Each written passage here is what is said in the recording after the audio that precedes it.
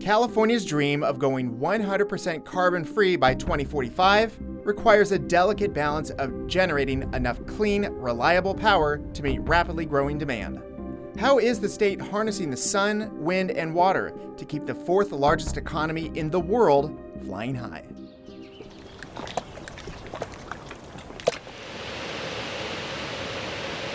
Well, it is a tried and true method going way back to the 1800s, right? Spinning a wheel with water. And for SMUD, it's vitally important. High up in the Sierra, among lakes and wildlife, is infrastructure built to power big communities below. It provides about 20% of our energy needs in an average year. It can go higher in our wetter years, and it allows us to provide that reliable, affordable energy solution. The Sacramento Municipal Utility District, SMUD for short, runs 12 reservoirs, 9 powerhouses to provide hydropower to the Sacramento area. Using water to create electricity is the state's first large-scale source of renewable energy, and now helping power SMUD's even more ambitious goal of using 100% renewables by 2030. It is the country's most aggressive initiative to reach zero carbon. The SMUD powerhouses were built in the 50s and 60s and now can provide power at peak times in the late afternoon and early evening when it's in high demand and expensive. Obviously, we're like others, can see the challenges of trying to balance between affordability and reliability. We want to keep our rates as lowest as possible. SMUD is working toward its clean energy goals by stressing flexibility, generating power outside the area of its customers, and participating in the California Independent System Operator market to sell excess energy when it can. Then there's the sun. Almost 2 million homes in California now produce solar power, helping make it more abundant and cheaper than ever. Just this year, solar energy became California's largest source of energy, surpassing even natural gas. It provides more than 1/3 of the energy used in California, but only works when the sun is up, creating a natural energy imbalance. It poses a challenge half-jokingly called killing the duck curve. Now, according to CAISO, the traditional chart for energy usage starts at a normal rate, demand drops during the day, creating what looks like the belly of a duck. Then demand skyrockets as the energy hogs like air conditioners ramp up with the heat of the day, creating the head of the duck. Then it drops as the temperatures cool. One way to kill the duck curve is storing energy. Large-scale batteries have exploded in popularity within the last decade. Well, just in the last 4 years, we've brought on over 20,000 megawatts of new generation on this system. So we are onboarding record amounts of new capacity.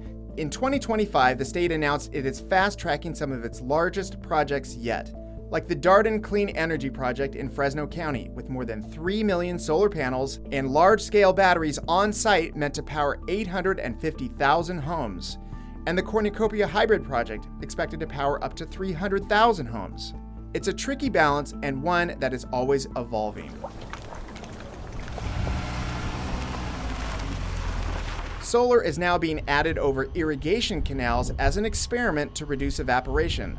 The Turlock Irrigation District, or TID for short, is already providing power. We're the first, we're the oldest, and so a lot of times you don't associate that with trying new things, cutting edge, saying yes to projects. And for us, that's really in our DNA.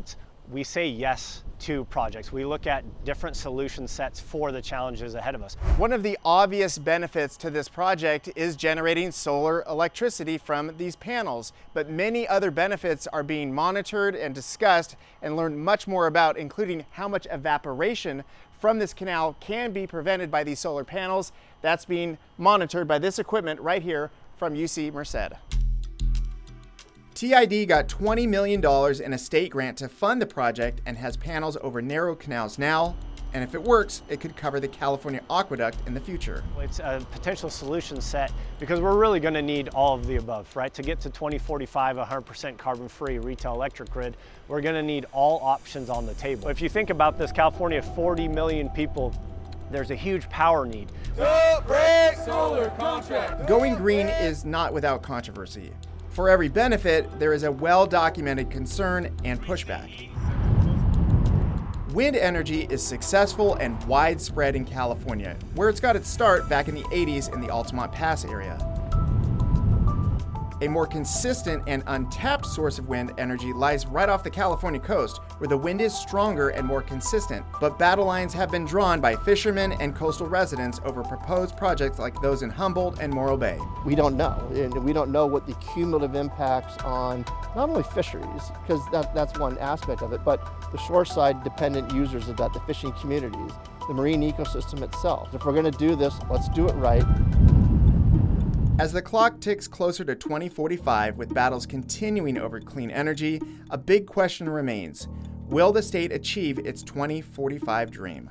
Energy experts say despite big hurdles, it's possible. California is already pulling off proven, reliable milestones many thought were decades away. Last year alone, California's grid ran on 100% clean energy for 219 days. Not every hour of every day, but the equivalent of 51 full days of 100% clean energy.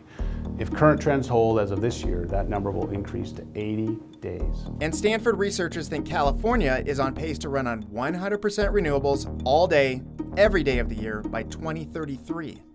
It's something California homeowners like the Harmons are staying cautiously optimistic about. It's really important to think about the long-range goals because we've got a higher population than any other state, really. And that's a huge lot of customers.